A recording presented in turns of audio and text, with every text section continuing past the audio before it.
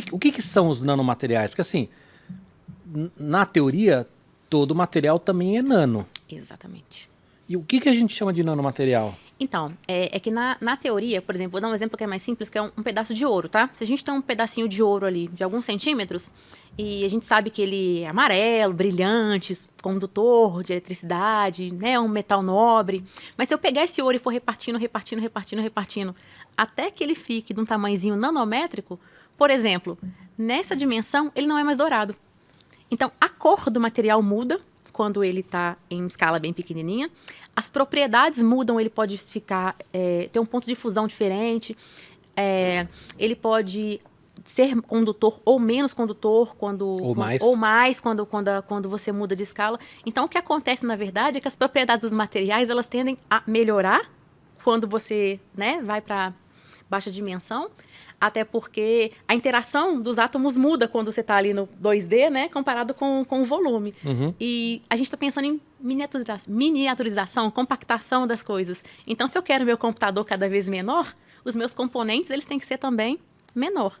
E aí a gente tem que levar em conta o que acontece com os materiais quando eles estão nessa escala. E esse é o interesse. Isso é muito louco, né? Do material mudar, como ele se comporta.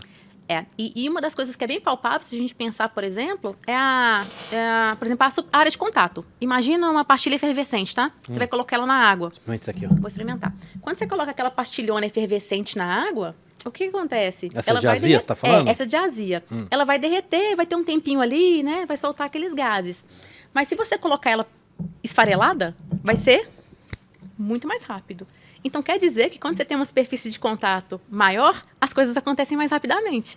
Essa é uma das sacadas de você usar nanoestrutura ao invés de usar a estrutura na forma Book. Entendi. Você tem reações bem mais rápidas. E a gente está nessa coisa de pegada, de ser mais rápido, ser mais resistente. Agora, o que é difícil para um leigo entender é o seguinte. Beleza, vamos usar esse exemplo do ouro, tá? Vamos ignorar que o ouro é caro, mas só para dar exemplo. Aí, assim, de repente, o ouro em nanoescala, ele vai ter, sei lá, uma capacidade maior de conduzir ou menor de conduzir eletricidade. Bom, né? Bom, muito bom. Aí fala assim, então, beleza, eu vou fazer um processador aqui, eu vou fazer uma peça de roupa, não importa. E aí eu vou cobrir isso aqui com este material em nanoescala. Mas aí, o que não entra na minha cabeça é, tá, mas para cobrir em nanoescala, ou ele vai deixar de ter a nanoescala, ou como é que eu cubro uma área tão grande? Porque eu fico imaginando, deve ser tão complicado você lidar com isso. É e não é. De fato de cobrir, eu sempre gosto de dar nas minhas aulas o exemplo de um cubinho, tá? Então você imagina se você tivesse um cubinho com 1 por 1 centímetro de lado.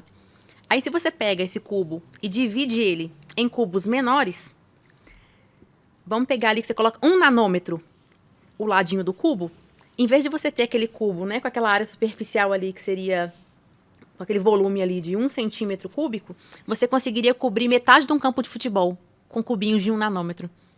O mesmo volume, só que em cubinhos. Então, a área superficial que você ganha é muito grande. Então, quer dizer que se você quisesse cobrir uma roupa com ouro, ia ser muito caro.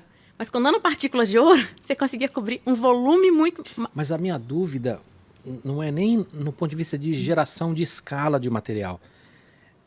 Como é que eu cubro isso? Bom, tem várias maneiras de a gente fazer isso. Uma das coisas que a gente costuma fazer muito é dispersar isso em solução.